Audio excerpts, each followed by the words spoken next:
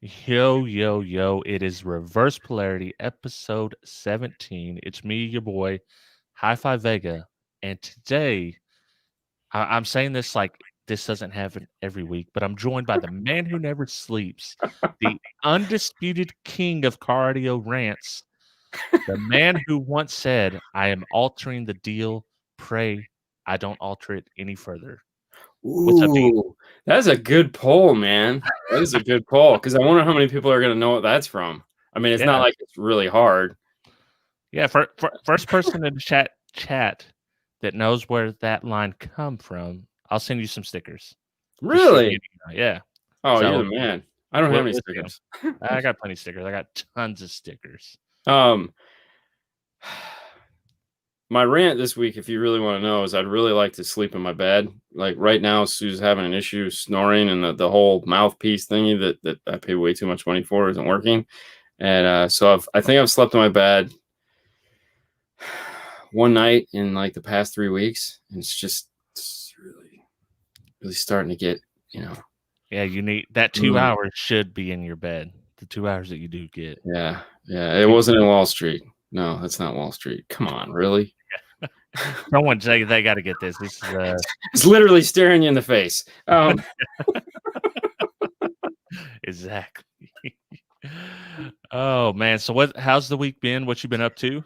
The week's been good, I think. Honestly, I don't know. Yeah, no, it's been good, I guess. God, is it bad that I don't remember what I did on Monday and Tuesday? No, that's good. That's completely fine. That's how I live my life every week. It's like I'm sitting here going, what? I know what we're doing today because it's still there and it'll be there tomorrow when I get there. So I mean, it's like I know that's still how, like, we're working on a Tundra right now, finishing that up, and we just tuned it tonight, so fresh DSP, all set and ready to go. But I honestly, yes, Brandon got it. Brandon Johnson, right there. Yeah. Good job, Brandon. For those of you who don't know, that was what Darth Vader said to Lando Calrissian in Cloud City in Empire Strikes Back when he was trying to negotiate the release of Han Solo. So, come on, people. Seriously? Yeah. What the hell, man? Yeah, that's not even really a deep cut. I tried to do pretty good. Brandon Johnson, send me a email to HifiVega@gmail.com with your shipping address, and I'll send you some stickers. What a guy. Way to go, Brandon. Way to go. Send him some real stuff. Come on, man. I don't got an $1,800 shipping budget. Oh God. And I had one box that we were waiting for an address on, and it finally went out this week. And it was like, I was hoping for $30 and it came in at 55. And I was like, Jesus Christ, really? Yeah. Come on, man. Enough is enough. I shipped like 5 or 6 things out, and I was like, whoa, shipping went up a little bit. Shipping is crazy. So the other night in the Steve, when he was interviewing Steve Irby, I was reading through the comments, and when they were talking about like the AKM fire and the ship crashing, and and one of the guys writes, "These guys need to watch Dean and Fernandos news every Friday morning. Like, they talk about this stuff." And I was like, "Yeah, read that, Kip.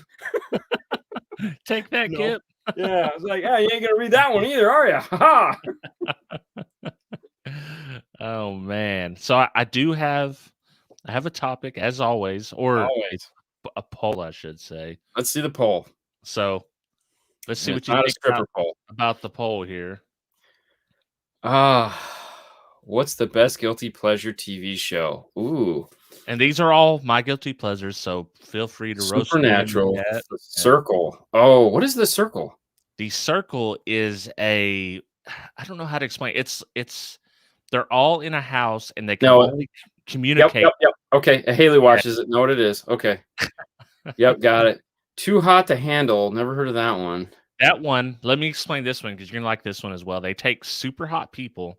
Yeah. They put them all in like I don't know. It's like a sex island type thing. I don't know how else to explain. I don't know why. I bet you Haley would. But there's a whole. But the thing is, they all get a prize, but they're not allowed any contact, any sexual contact whatsoever, kisses or anything.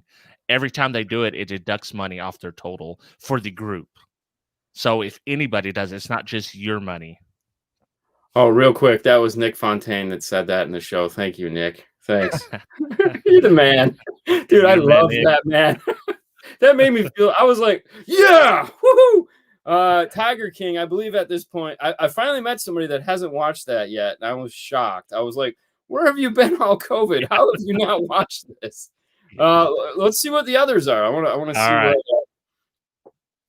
Okay. Letter Kenny. All right. All right. Oh, I know. Haley's soccer coach Drew watches that. He swears by it. I'm like, I just don't have it in me. I haven't seen it. Orange is the New Black. Okay. I'll watch that some. Antiques Roadshow. Oh man, that's not even a guilty pleasure. I like Antiques Roadshow. It's awesome. Okay. Oh no, man. He's throwing some shade over here. Does 5-star and HifiVega count? No, I think he's being honest. I mean, who's got time to watch real TV with all the content we put out? Shit. Night Stalker on Netflix. I have not seen that yet. I haven't seen that either. Big Bang Theory. Wayne on Amazon Prime. Stereo Talk. There you go. Big Bang. Okay. MASH. Oh my gosh, dude. I watch a ton of MASH.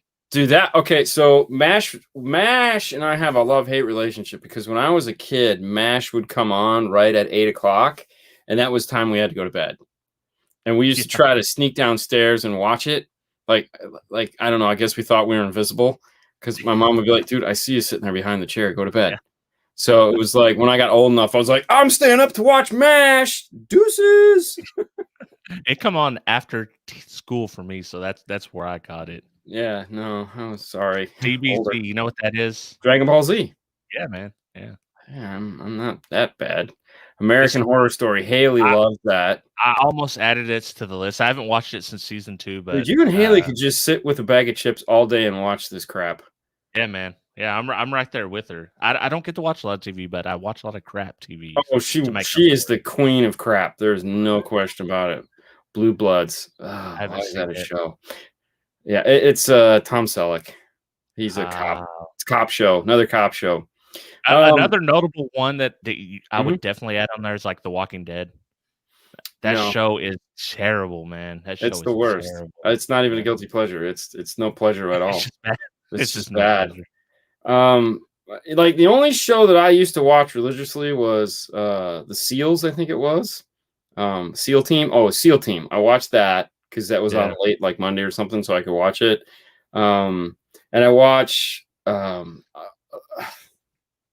Mysteries of the Unknown or whatever it is, where they like go and they have like these goofballs on, and they're like, and the other one is like, I know which one you're. The dude with the hair.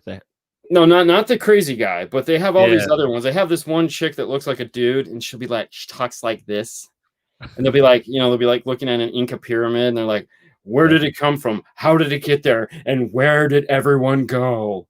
And then they'll have the guys on, and they'll be like, and it was, and they'll try to sound as serious as possible, like, dude, relax, okay, And in the middle of the Russian tundra, there is an outpost. It's abandoned. Why? What did it do? And why is it there? And I'm like, I don't know. Please tell me. For the next 15 minutes, you have my undivided attention. Or Deconstructed is another one. Yeah. That I'll watch where it's like, look at the pyramid. And it's like, then they'll blow it apart and they'll be like, underneath. And you'll be like, I get stuck watching so much random stuff on YouTube. Me and Derek were talking about this. It started with like tool restoration and stuff where they'd find something old and they'd like just completely redo it. Yeah. And then they're like the little boom boxes that they make over in like Southeast Asia, and they get like 10 million or 20 million views on each one of them. And I watched recently. I've been watching them build cabins in the woods out of trees that are already there with like homemade tools. Have you watched the two little it's called like Gone Native or something like that, where it's these two little guys that don't speak English, and they live in the bush somewhere, and they just like they build like huts and swimming pools. And I'll send you a link next time I watch one. But it's just these two guys, and they're like, and they got these little sticks, and they're and the next thing you know, they got an 8-foot swimming pool, and then they're building a hut next to it, and then they make concrete of their own, and like, and you're just like, what the? And then they're like making candles and crap, and you're like, That's my jam right there. Yeah, that's the kind of stuff that I love wasting my time on. but it's funny because I'll be ready to upload a video, and I'll be like, oh, like if I'm on Haley's channel, when I'm on that YouTube page, those come up. Yeah. You know, different YouTube pages I have, different things come up. But for the most part, it was like I would just watch movie trailers. I suck at watching YouTube. I'm like the worst person for watching YouTube. I just can't sit. You know, they asked me when I was on the Canadian show, they asked me, so what do you watch on YouTube? And I'm like, nothing. I watch Kevin Smith and Mark Bernardin. They do a show where they talk about movies, you know, geeky, you know, like Superman and Batman and, you know, Star Wars and stuff like that. And he's like, yeah, I watch that too. You don't watch anything industry? And I was like, I mean, no. I mean, you know, it's like if I get the chance, like this week, I got to watch DIY audio. And I've learned something while watching DIY audio. I have no idea what those guys are talking about, but I love watching their show just because it's funny as shit. I'm just sitting there going, what are they talking about? I don't. Oh, everyday audios. Yeah, everyday audio. Sorry, not DIY. No, okay, yeah. Sorry. I like watching his show too, but I don't get to watch it. Yeah. I'm sorry. Everyday audio. My bad. Sorry, DIY guy. Don't mean to be mean. No, love that show. But I mean, yes, everyday audio. I got to watch everyday audio this week, and I have no idea what they talked about. I could not tell you what the show was about. Eventually, they started talking about Blockbuster, which I thought was great. But I don't know what it is. I love watching those two guys go at each other. And like they said one thing, and I typed in, you know, and he's like, and Skip goes, all right, we're done.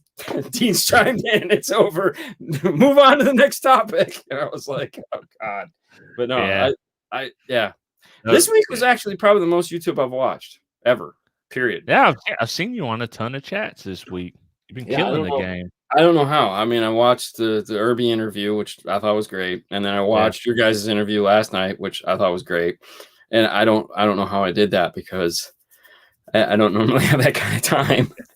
Well, I haven't noticed a boring live video, so maybe this is why in a few weeks. Well, that would be Haley's fault. It'd totally be Haley's fault because I went to film one Sunday and then that didn't happen. We will be filming one this weekend for sure, but yeah, I don't know. That's her problem. You know, you got to do a little bit of work, you know. So, but we got a topic tonight. Yes, we do. DSP Shenanigans. Before we go to that, you had said Supernatural. Yes. So my Supernatural story is a couple years ago. We were in Michigan visiting my dad, and I watched. I was like, "Oh, this show's pretty cool." And I was like, "Oh crap, it's on Netflix." There was 9 seasons on Netflix. I binged watched 9 seasons of Supernatural. Okay, think about that. There's 22 episodes. Okay, so like 6 or 8 months of my life was Supernatural, and then they said there's only, you know, season 10 is the end. I was like, perfect. What do they end up like 15 or something like that? I was so pissed. It's the final season. I'm on it 15. I'm like halfway through right now. I was done. I'm out. They're gonna kill God. Spoiler alert, they're gonna kill God. I mean, how can you end a show? I mean, you have to kill God at this point. I mean, isn't he dead already? I mean, seriously. Well, that show is a absolute paradox. You cannot try to make sense of it because like they're killing demons and these they're killing angels who are supposed to be powerful, and then all of a sudden the angels getting beat up by like a vampire. I don't know. It's like the power structures don't work here. No, it's called. We have 4 white walls with shit written on them, and the guy goes like this. He goes like this. He goes like that, and he goes. And lastly, boom. All right, that's the show. We're out. All right, on to DSP. All right, man. I needed to ask you some crazy DSP questions, and let's just start with the hardest one first. Go for it. Is center of the vehicle or center of the driver? So we have 2 guests that have been on the show before, Mike Sajecki and Bill Freeman. Sajecki owns a company called MAG Sales, and also a home audio company like I can't remember the name of that one because we don't deal with that part of it. Bill Freeman is his primary for MAG sales. And I've known Sejeki for probably 25 of my 30 years of doing this. And he will tell you that center for him is right here, right here. And Bill will tell you that center for him is where the center channel is, in the center of the car. And Sejeki will say, it's my car, it's my entertainment. I'm at the concert. I'm not standing away from the concert. I got front row seat center, you know, because I roll that way, bitch. And so it better be right here. And Bill will say, yeah, well, I guess I can't afford those tickets because for me, the center is coming out of the center of my dash and the rest of the instruments play across my dash. For me, I'm going with Bill on this one. Okay. Yeah. I'm not going to sit here. If you tell me it's here, it's there. If you tell me it's there, it's there. If you tell me it's 6 feet out on next to the left headlight, I'm sorry, right headlight, that's where it's at. I don't care. You know, if you get in your car and it's like the center is located to the left and right of me, 2C2. Whatever works for you, bro. Yeah, 2C2. It's tuned to that corner. It's tuned to that corner. Woo! Rock on. I don't care. You know, when we sat in it, we had a Tesla in the other day that we weren't working on. It was a friend of mine, and the way they have like speakers literally all across the front of the dash. They have these two weird speakers up above the A pillars, and what they're for is they're so that when I'm sitting here, that speaker plays this ear, these speakers play that ear, and it's centered in front of me. And the passenger, it's centered in front of him. It's literally two stereos in one car. It's not a two-seat tune in the sense that the center channel is centered no matter whether I'm left or right. It's literally two stereos playing the same thing. Two totally different experiences, but no matter what seat you're in, it's for you in front of your face. So I guess there's something to be said about that. But most of the time, the problem you run into is that you're crushing the data on this side.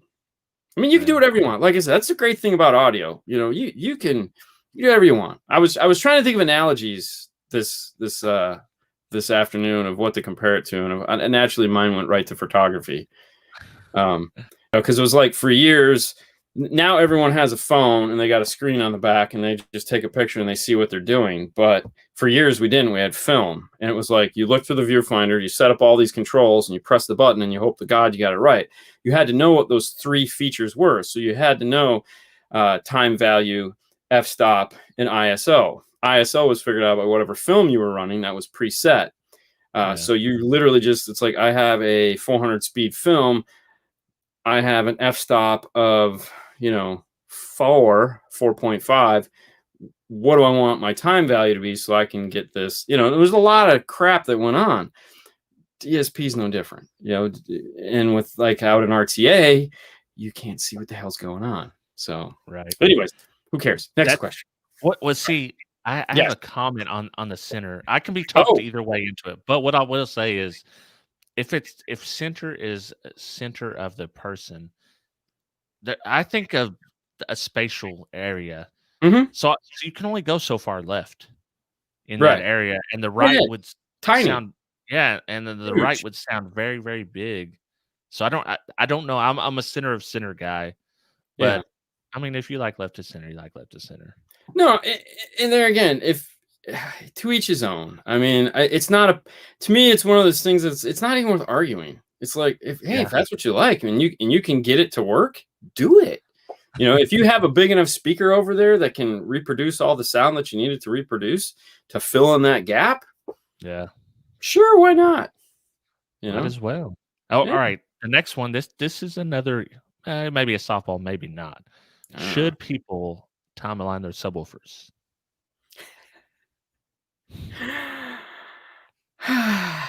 So the answer to the question is yes, but the answer to the question is also no. And let me explain. So if you want to time align your subwoofer, pick a spot on your volume knob that is like right where you'd like it to be. It's like this. It's not too much. It's not overwhelming. It's like a balance. You know, like everyone, I want it to be balanced. I don't want anything to be too much. Whatever. Yeah. So pick that balance point where the bass is enough to where you're happy. For most types of music. I mean, for most of us, it's like all the way up, duh. So pick that middle spot. And the whole purpose of doing this is just so when you put people in your car, you can press the shit out of them. So it's like pick that one spot and now time alignment for that one spot so that it sounds like the bass is moved forward and it blends in. So when you play your Adele or your Fleetwood Mac or your Eagles Hotel California, you get that boom, and it sounds like it's coming from up here.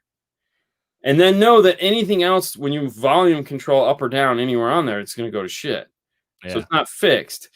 So when you crank it up, when you're playing, it's time for some real music. Let's play some hip hop. And it's just who cares? Right. So, and I've heard that you can only play Spanish Harlem if you have a timeline sub. Oh, yeah, that's the rule. Well, okay, so that brings me to a good question. That's one I was thinking about. What is your go-to song? Like everyone that's listening to this, you have to have the go-to song. Like your go-to song has to be a song that you've either listened to your whole life, and it has good dynamic range. Like it's definitely not something that's techno. And it can't be some random song that somebody else told you to listen to because you have no idea what it's supposed to sound like. Right. So if you have an expensive set of headphones, you've listened to it in the expensive set of headphones in a quiet room, you've picked out where the instruments need to be, you have good spatial awareness of this song, and like what's coming next. So what is your song? I have a bevy of songs. Okay, well we should. I like Phil Collins In the Air Tonight. Okay, gives you a nice center and some poof. And then I really like that one for right as he comes to the crescendo. Yeah. And it needs to be so loud that it's almost too hard on your ears. Yeah. Well, it builds up to it, so it's like you're listening to it, and that's boom, boom, boom, boom, boom, boom, boom, boom, boom, and you're like. It's the part where it's like when he says it loud, like I remember that part. And then another one is 99 Red Balloons. Really? And because it's very good for a center image, like it's playing so far. So you do the English version or the Russian version? English version. Okay, I got you because it was on Grand Theft Auto, so that's the version I know. It's like all those Guitar Hero songs I have now on my playlist. Yeah, and I also like what's his name? Steve Winwood. Gosh, why I can't think of the song name right now. I carry it in my head. The only popular song he ever had. I don't know. I have Steve Winwood's greatest hit, so I mean, I'm not gonna lie. Hold on. But I can't believe I blanked on it. No, I do it all the time. I know where they're at on my car, so I don't need to. Higher love. Oh, bring me a higher love. Yeah. That's all you're going to hear from me, guys. I won't torture you with that one. Although, if you'd like a concert for free, please feel free to chime in when Haley decides to bring the shower bullfrog in. And we can all sit in the living room and hear Haley sing today's greatest hits. Oh, that sounds like a very good time. It's usually not. It's usually not.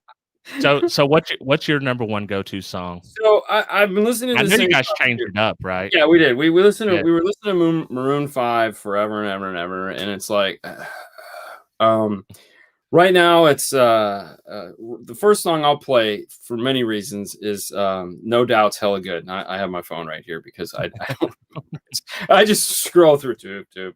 No Doubt's Hella Good because if you want to find an amplifier clip, this song will clip an amplifier faster than you can say, seriously? You'll watch those. If you think you got your gain set and you play that song, you'll be like, nope. Those peak lights will be going, hey man, hey. So I love that one. Plus it's nice because when it's like it does this instrument left, it like plays this and then she starts singing and it goes whoop, and you're like, oh. Yeah. So I'll listen to that.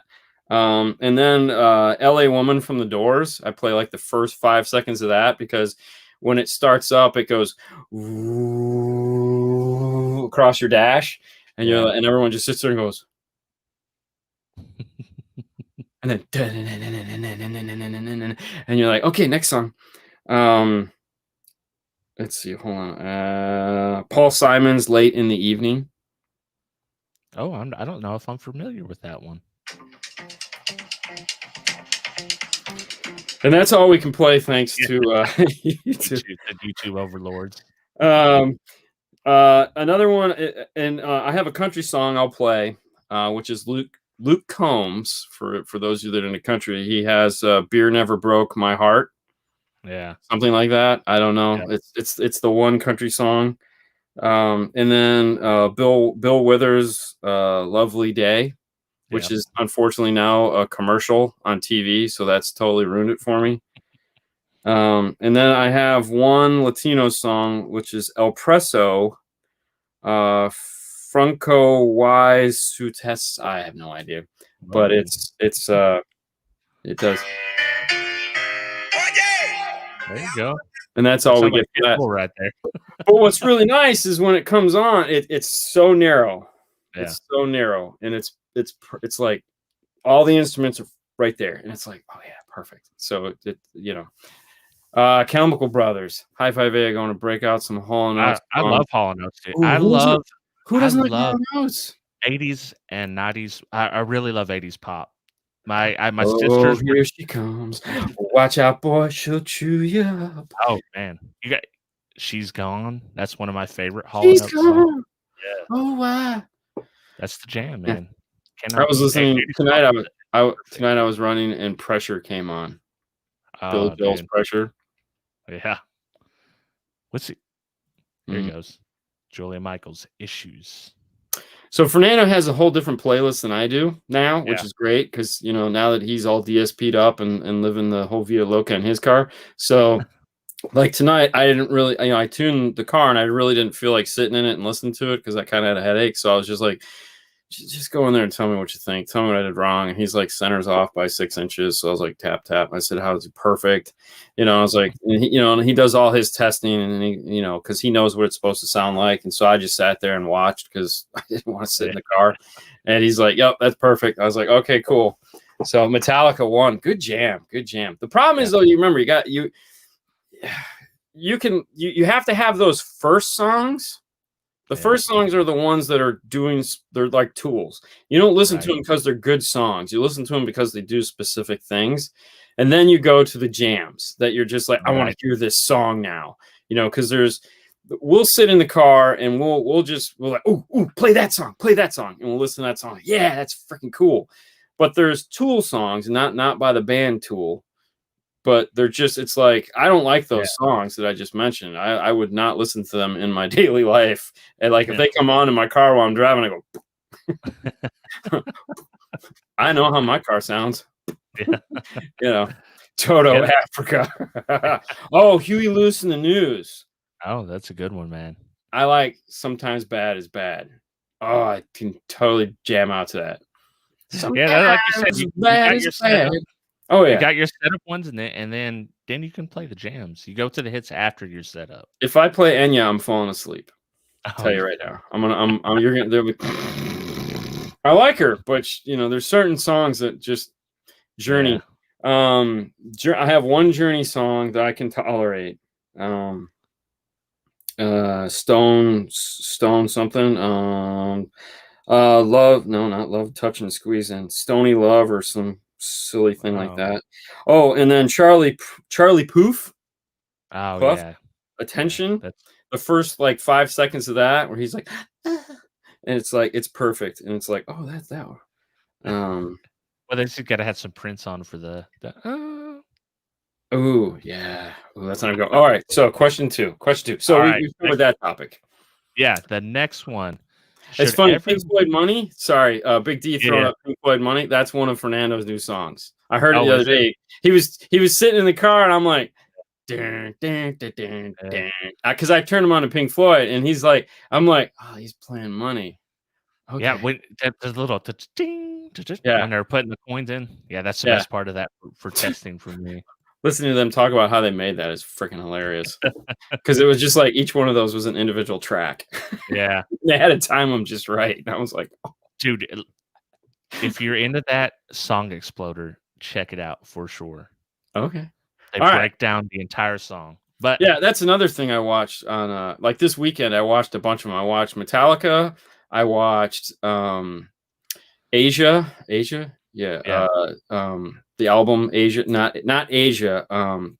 Steely Dan. Uh, I watched one on Steely Dan, one on Metallica, and another one on Van Halen.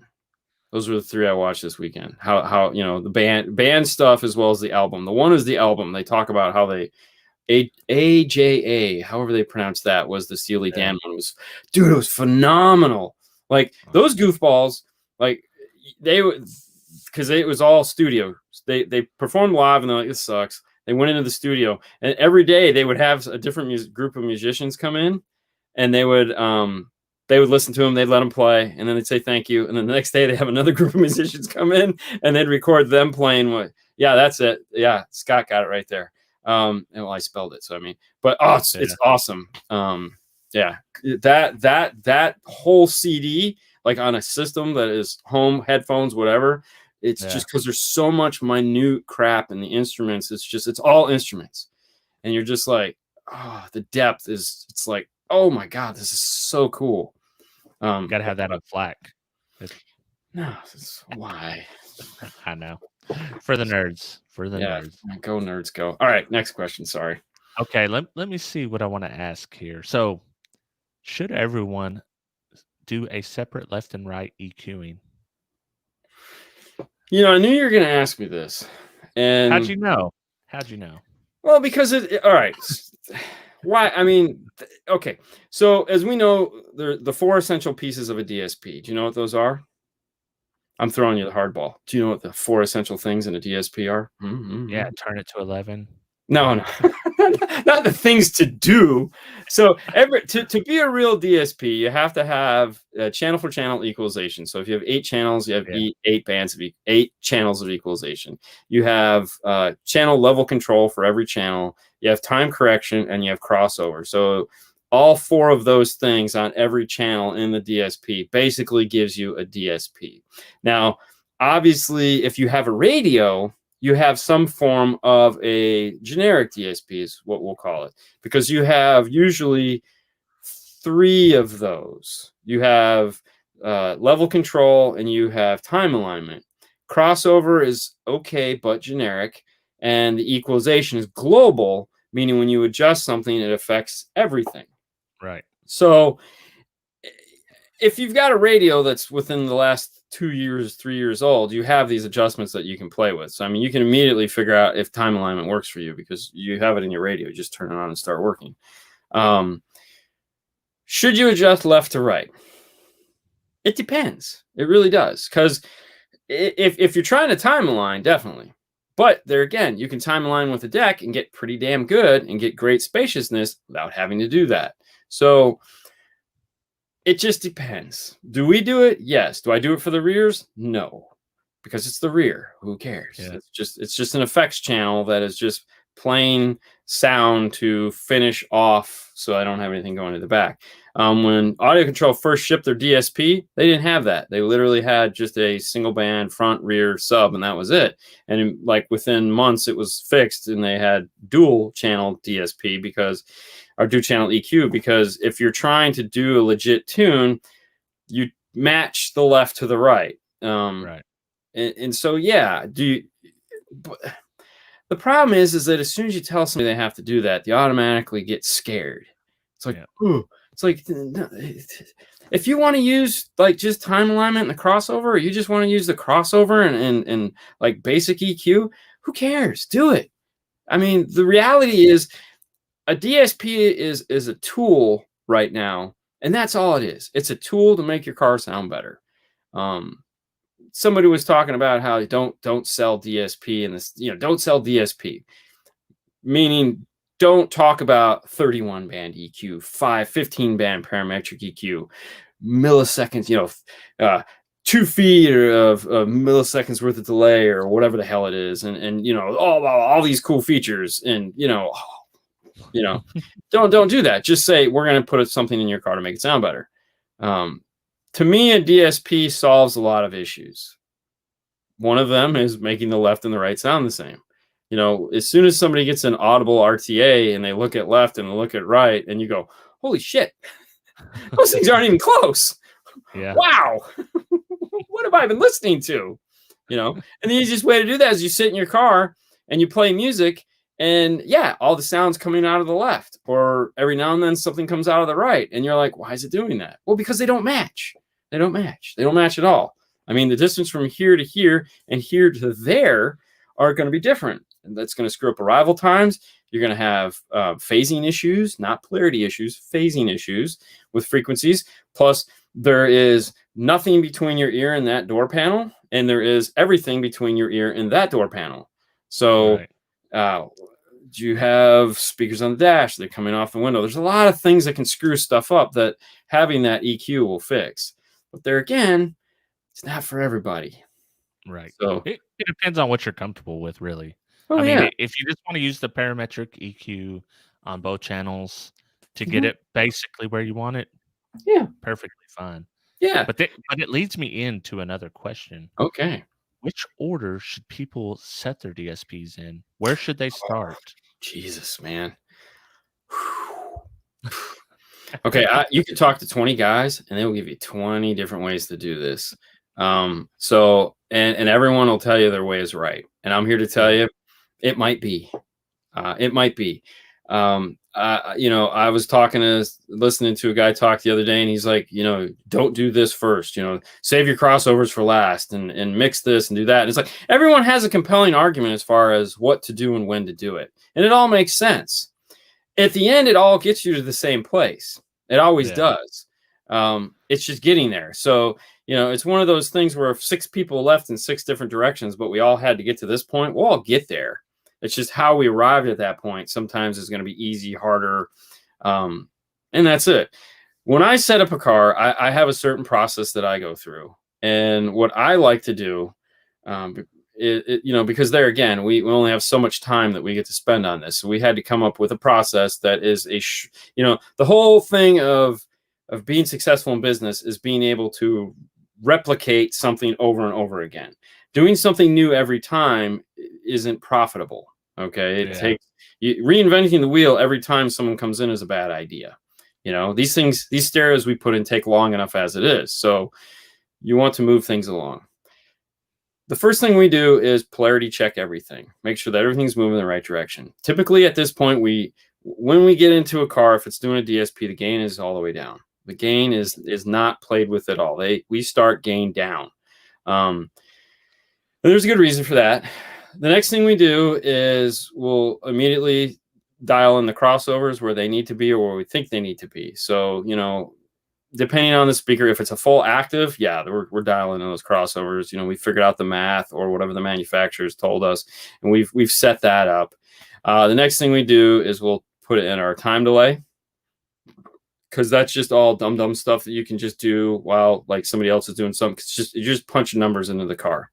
Yeah. And there again, a lot of this stuff can be changed. It's not like it's cement. It's just these are the numbers. Like 9 times out of 10, the time alignment is going to change at least twice, because we don't have a really great way, other than a tape measure, to test for that.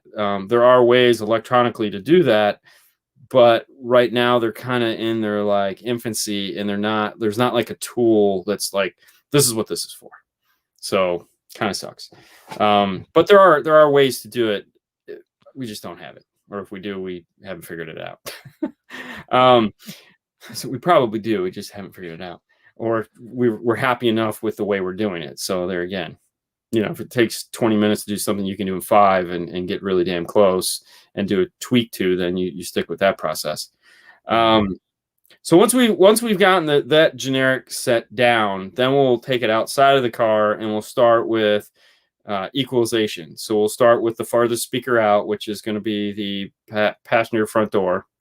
And we'll move to the driver's front door. And we'll start on that side of the car. So it's not necessarily the door, it's that side. So whatever speakers are on that side of the car get adjusted first. And we match the driver to the passenger, or vice versa, meaning you kind of have to go back and forth a few times, figuring out, like, if this for some reason isn't doing it, then you'll add that into this, so that, because there's no reason to have something there that they both can't do. And usually what will happen is, once you combine them together, because of phasing and all the other crap, it'll fix the issue right away anyways. Like, oh, I think the frequency's back. So it's not the end of the world.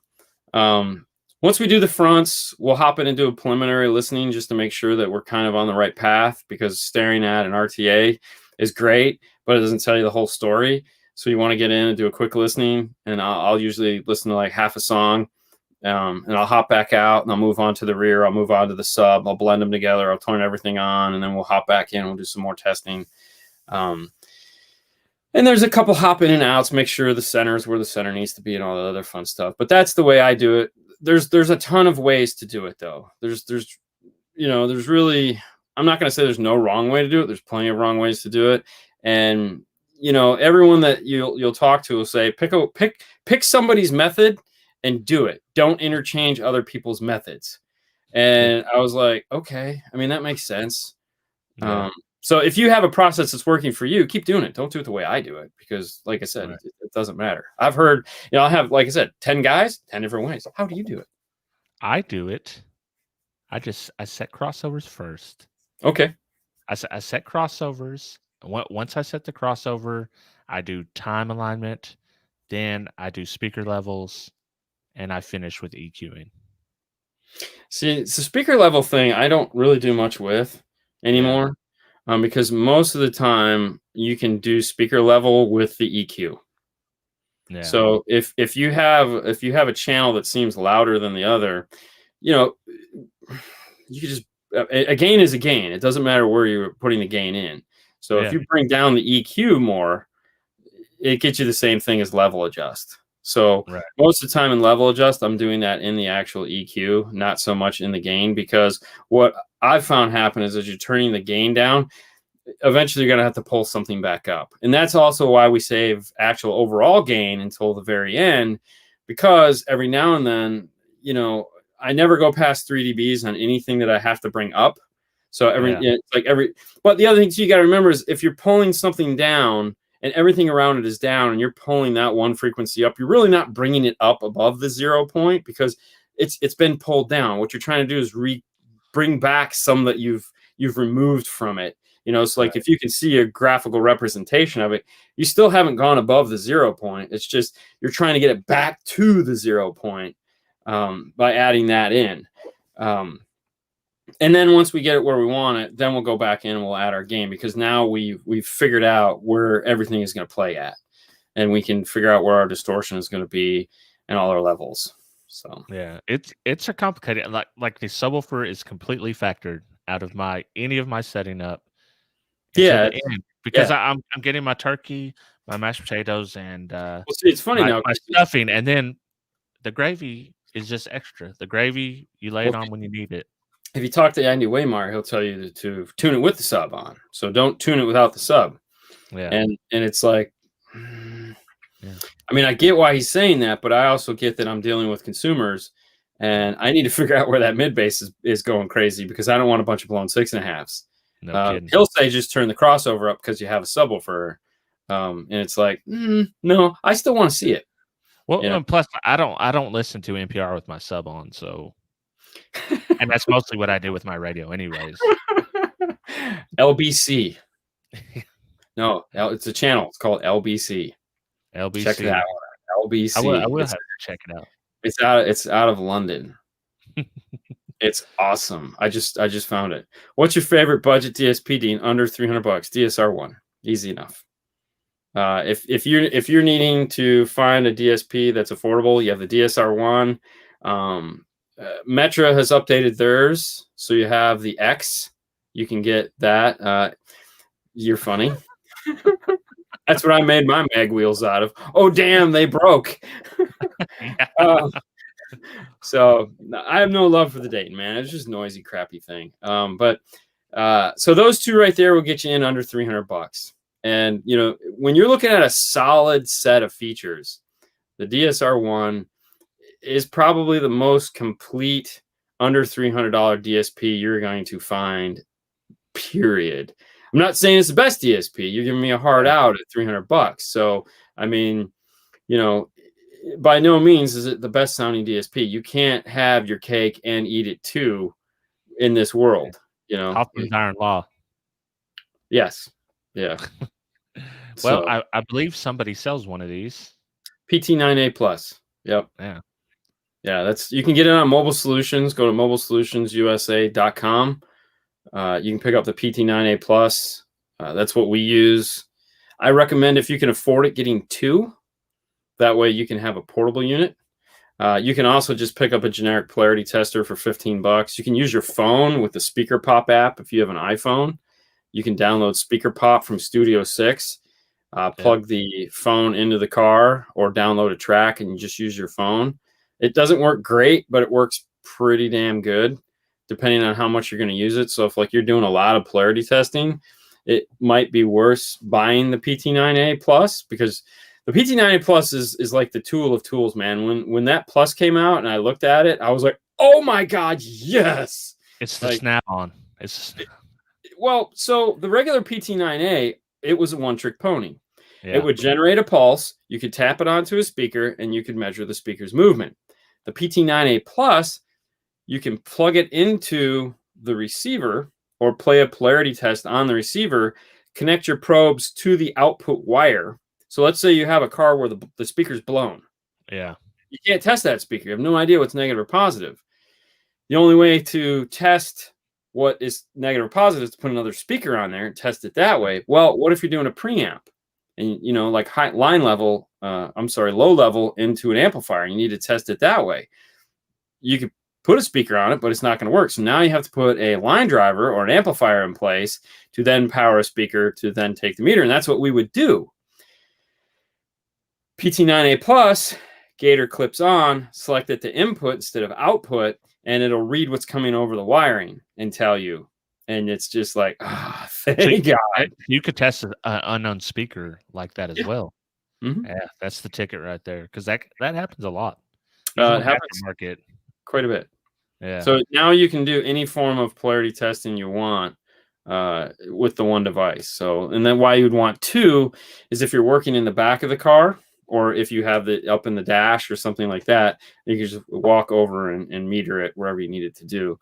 I mean, granted, if you have like a 10-foot set of speaker wires, you could do the same thing, but you know. Yeah. Well, every question I've asked you, I've said is a softball, and definitely wasn't a softball. But I do have a softball for the last question, or one of the last questions. Okay. Parametric versus graphic EQ. If you're a beginner, a graphic EQ is super simple. It's here's your RTA, here's 1.6, here's 1.6, here's 3.2, here's 3.2, here's 50, here's 50. If 50 is low, raise 50 up. 50 is high, lower down. Now, granted, they have a Q on them, so they are going to affect left and right. It's not like it's a fine defined line. It's a fixed Q. Q is the width of that. So basically, what you have is level, and you have Q, which is width. So think of it like this: if I pull up 1,000 hertz, I'm not just pulling up 1,000 hertz. I'm pulling up everything to the left and right of it, but I'm pulling it up at, you know, like a pyramid. Okay. Yeah. But it's round on top. The Q is how wide that pyramid is. On a graphic EQ, it's a fixed Q. I think it's like 4.2 or, oh, bless you. He's like 4.2 or somewhere around there. You okay, man? Yeah, I'm good, man. My eyes out. I hate when that happens. Yeah. I can't see no more. Let me pop my eyes back in. Yeah. Flip my eyelid. Now, it's easier to use. It's like up, down, up, down. And it's pretty fast. A parametric EQ, though, allows you to be a little bit more refined. So most of the time, what you're looking at when you look at like a problem, let's say you have a problem over in your tweeter frequencies that starts at like 10,000 and goes up to 5,000. It's just this huge problem here. Well, you can pick the center frequency of that whatever that is. And with parametric, you can pick infinite left or right.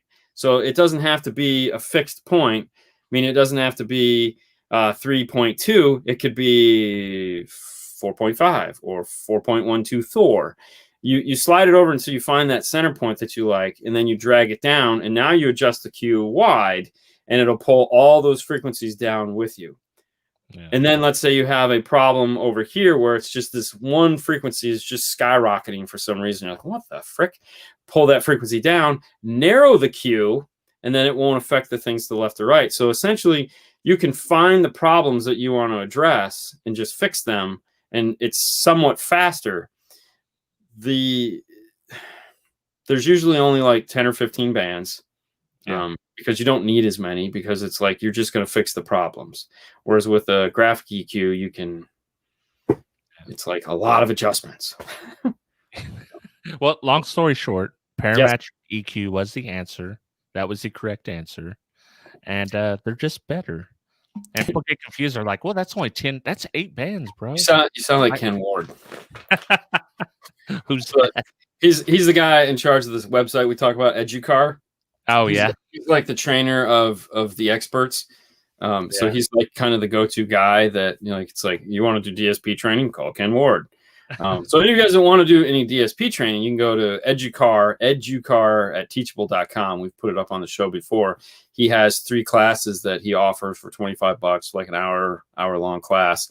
And he will walk you through everything you want to know about integrating a DSP to tuning the DSP in a car. And they're pretty good classes. And we've sat through plenty of his classes and whatnot, but it's good stuff. I definitely need to check that out, because I need to learn more about DSPs. The best way to learn is to buy one and play with it. Yeah. Well, I mean, I've played with a bunch of them, but I need to know those deep features, not the surface. Well, that's the problem. Most of the deep features, most of the time, you're only talking about the core 4 features. The deep features are unique usually to DSPs. Like you look at like a Gladen DSP has a new feature that's phase correction. So once you get all the tune done, there might be a phasing issue between your tweeter and your mid-range if it's fully active. Well, you can go in now and it will tell you how many degrees you need to turn the mid-range in order to have it properly couple with the tweeter, which is like, whoa, what the and then Helix has a couple really unique features that are built into their processor. Like they are now, if you buy their mic, you can like do this whole circle of life thing where you can use their mic as an RTA into the DSP and like do stuff there. Plus they have their upmix channels, as it were. Or their phantom channels, as they call them. So like you have the whole rear phantom channel thing where they can create surround effects for the rear channels, as well as obviously upmix. Upmix is where you throw in a logarithm at the sound and create a center channel, because a center, there's some generic center channels out there where it's like left minus right or right minus left. And it's basically subtracting the information and throwing that away. And then you're getting this in the center. But quasi Dolby Digital is where there's actually throwing math at it to figure out what is the main vocal, and it needs to be here. Yeah. And for people that don't understand what he's saying, I'm sorry. He's just saying, you take the left, you minus the right, you minus the left from the right, and you got center. It doesn't work that way, but yeah, that's basically it. Yeah. Oh man. Yeah. Or you just roll with it. Yeah. Just turn it up. The center. It doesn't matter where it is. You just say it's centered, man. Good enough. Yeah. Good enough. Unless you're competing. Yeah. So, what common DSP mistakes do you see out there that people are doing? Well, so most of the time we get a DSP in, they don't even use it.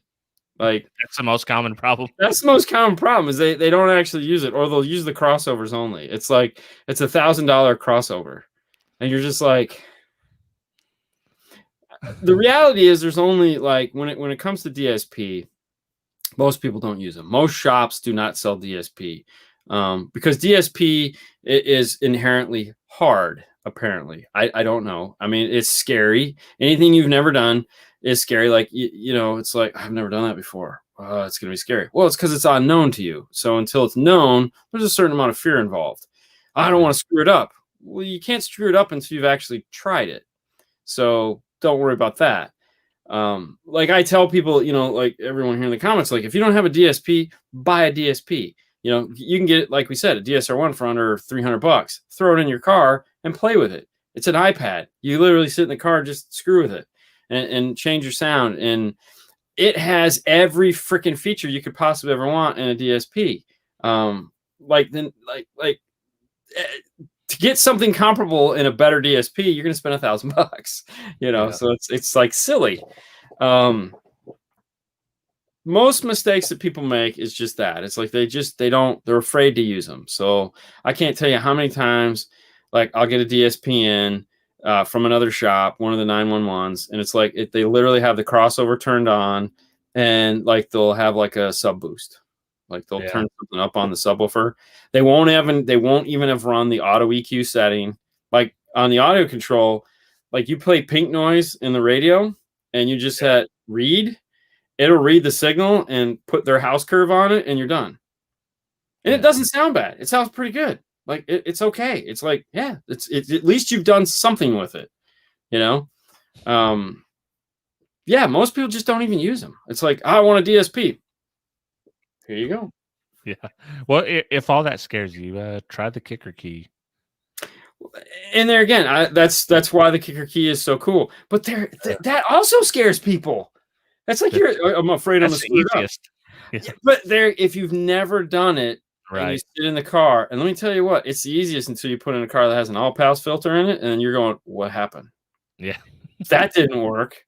Like we found that out the hard way in a shitty Nissan truck that came in. Sad noises, huh? You got the sad noises? No, I got the good noises. I just got in the car and it was like, where the hell is that supposed to be playing from? Because it doesn't have the ability to delete an all-pass filter like the key lock does. The key lock can delete an all-pass filter. By just mirroring it to the other side. For those who are wondering what I mean by all-pass filter, everyone always assumes you say all-pass filter. It's like, I flicked it on my amp. It says LP, AP, and HP. Yeah. So there's no great easy way to make everyone understand what all-pass filter is. But if you looked at sound and you said, wouldn't it be cool if I could just pick a frequency here and flip it so that it would cause the delay at my ear to make the sound come in like this? So it's a filter that is flipping phase at a specific frequency, which is a very generalized way to say it. The problem you run into, and that's like if you sit in a Chrysler, has a generic stereo, and it's like it sounds like it's got some imaging going on, and it doesn't have a tweeter, and you're like, well, what do they do? Well, they have an all-pass filter on in the car. Every Toyota for the last 10 years has had an all-pass filter on that. All the Hondas have all-pass filters. So it's like no, you can't sum those. They're not going to sum together. And so anyways, with the key, it can't correct for that. So when you put it in that environment, it does all its testing. It tests right, it works fine. It tests left, it works fine. When you combine them together, that's where the all-pass filter is visible. And you're like, holy shit. Because the only way to detect phase is with two speakers. Yeah. And when you're just testing one, you don't see the problem. Well, it's kind of like setting time alignment on a PRS 80. When you do that, you have some random weird things happen. Well, you have the random weird things happen because it's a PRS 80. It's a Japanese radio, so it's backwards. Pioneer's backwards. Yeah, but have you messed with the time alignment on it? On a PRS 80? Yeah. No, but I'm assuming it can't be much different than all the time alignment they have on all their other radios. No, it's pretty similar, but it is so far off, like so far off. Yeah. And it was backward. It took me a while to figure that out, first of all. Yeah. Because once you figure that out, it's like. Yeah, because what we would do when we were running auto DSP on theirs, we would always, just as soon as we got in, we'd just flip them. So whatever it thought the left and right should be, we would just flip them. And it was like, oh, that's better. So now if we're get like a Pioneer in there, I'll put it to passenger or driver front. Yeah. And then then I'll go back in and I'll zero out level and time alignment, and I'll just set the rears to a generic setting, like above whatever this speaker is going to be, so that it doesn't screw things up, but just enough so that they sound back there. And then literally I take the driver speaker and I play polarity pops, which is and I just watch the speak as I'm moving this out. I just watch it do this. Yeah. And then once in the center, I'm done. Yeah. Well, like, I had my buddy in there and I was like, check this out, man. Like, look at these settings. This is right? Oh, yeah. It's I got to take measure. I'm like, yeah, we're in the ballpark, right? I was like, now listen. He's like, yeah, man, it's on this side. I was like, go sit in the passenger seat and listen. I was like, it's backwards. Yeah. Well, it was funny because we were doing an Alpine one day, and it was just pissing me off. And this was before we figured it out. And I called Jeff Smith, and I was like, dude, have you ever done this in one of these? He's like, no, I don't slim it like that. And I'm like, dude, this is freaking ridiculous. It's doing some dumb shit. And it just was pissing me off. It was pissing me off. And so, it's one of those things where I'm not going to give up because no, I'm going to win this, God damn it. Yeah. And, we just kept playing with it. And finally I was like, you know what? Let's flip this around. And it's like, oh, you gotta be kidding me. Really? Japanese. Well, we're at our hour, man. Yes, we are. What's going on in Dean, 5-star world, boring life? What's going on? So tomorrow, the video we're going to put out is going to be a little different than what we've ever done before. It was a subject that it was something that I wanted to do that I just didn't know where to put it. And I don't want to start a new video this week. So I was, get everyone like all bummed out because it's like, oh, we're not going to see the next episode until Wednesday. You guys suck. Yeah. So I got you. So yeah. So we have this one video that it's a little bit weird. It's a little bit different, but we're going to put it up tomorrow. So I'm going to edit it tonight, but I mean, it's going to go up tomorrow. So that'll be that. And of course the news is tomorrow. We got a huge news day tomorrow morning. So for those of you guys who want to catch the news, 9:00 Eastern Standard Time on Dean and Fernandos Car Stereo Clips, the YouTube channel. We got a ton of news tomorrow. Fernando's super excited. So hopefully he'll show up on time this week. But that's it. As far as the boring life goes, we're going to be shooting that this weekend. So hopefully we get a couple episodes done. We want to talk about Haley's new job because she's like working 9 to 5. Oh man, we got to have Haley on at some point on this show. Okay, she's part of the extended universe. Oh yeah, she won't know anything, but she definitely she knows everything about Dean. She does know everything about Dean. She knows everything. Probably way too much about Dean. We can talk about the quad box. Yeah, for sure. Doesn't have that anymore. Yeah. Yeah. I'm just saying. That's all your fault too. Yeah, Kip. It's not Kip's fault. Hey, to be fair, Kip didn't even know we had the thing. So, which I think he's still upset about. That was obvious by Derek's face. Yeah. Yeah. I mean, that was, they wanted it, the other people, the engineers wanted people to find out about it, get it out there and let somebody play with it. It was like, here, go tell the world, it was kind of like a coup that happened and I got caught in the middle of it. But I mean, it was great. I mean, we had a blast with it. So, hopefully the next one will be just as fun. No doubt. Put a Solo X up in that bitch. I mean, I got the amps for it. Yeah, might as well. Man. I got a Sound Digital 5K, and if that won't do it, I'll call them up and I'll get a bigger one. God damn it. Send me that 30K, bro. Oh, dude. Get crazy. Dude, let me tell you what. I'm going to get that at some point. Put it in Nando's car and just melt that down. They're gonna need something, and I'm going to be like, hey, man, you know what I want? Yeah. Give me the big one. They're going to be like, because they think I want the Ground Zero, the heavy duty Ground Zero, super sexy thing. Right. Like, I want one of those, like bad, but I also want the 30K because it's stupid. I think there's a 21. So I think like the 30 is a burper and the 20 is a daily driver. So and they're the same size. So I want the daily driver, but I mean, we still have the 5K prototype. So, yeah. I'm gold. That's more than I'll ever need. Yeah. Well, I don't have Yes. What much do you coming have? up. I have Sound Advice coming up Monday. We're Yes. having Aaron Hardison as a guest. Okay. I'll be talking Damn, next you week. guys. Okay, I thought you were talking about on the other show. No, Where no. is your Sound Advice? Where's that going to be? Because that screwed me up this week. Yes, this week it's going to be on the DIY Audio Guys channel. We Okay. are a rotating show, so we rotate between my channel, DIY Audio Guys channels, and Toyd's DIY Audio. Okay. So you just got to chase us, basically. Yes. Yeah. All right. So back to what you and Big D Wiz are going to be doing this week. Yeah, we're going to interview Aaron Hardison. He's we're going to get super nerdy. We're going to talk about numbers. He's a very data-driven guy. Got his own channel, does a lot of home audio stuff, Okay. and a lot of car audio stuff. He's competed, so it'll be a good one.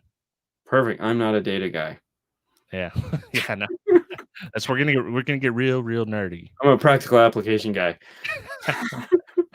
Real quick. The DSR1 and the 360.3 same, or which you prefer? Totally different. One, the 363 led to the ability to build the DSR. Different products, totally.